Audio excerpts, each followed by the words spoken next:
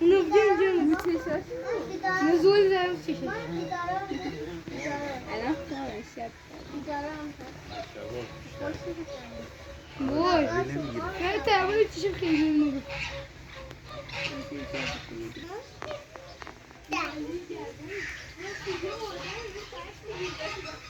آره 5 تا بابا 5 تا بابا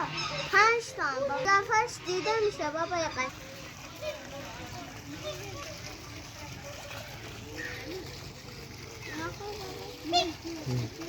چیه بابا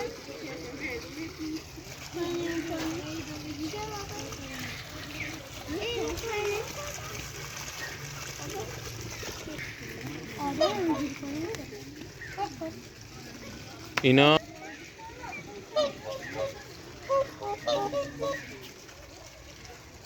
بابا داریم میاد دنبالم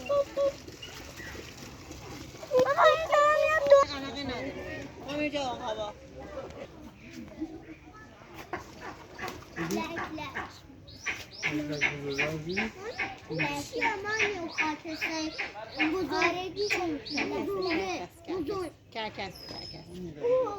گنده های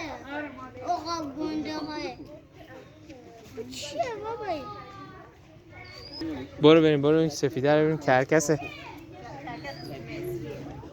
این کرکس کوچولوی مصریه چیه بابایی؟ به اون میگن که کدومه که بابا بو چیه؟ بوی جیش اون پرنده های اونوری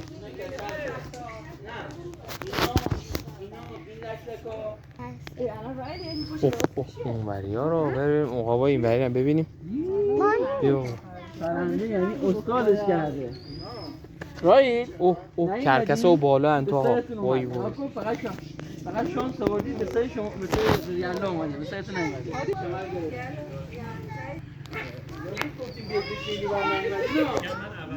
تو چی جریان چیه رو ماشین بتونه دستتون اوه چقدر بزرگه بای تا دیدی کرکس ها رو بچه میخواد بخوره؟ البته همش کرکس با این کرکسه فقط این کرکسه اینا عقابه اما اینا تو شیرشا بود تو شیرشا اینا کرکس بود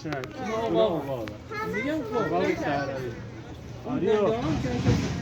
ما کرکس معلوم بود تو پرتغال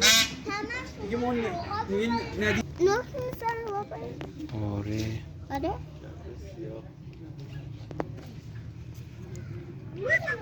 دستایشون نوک میزنه آره جلویه نخواه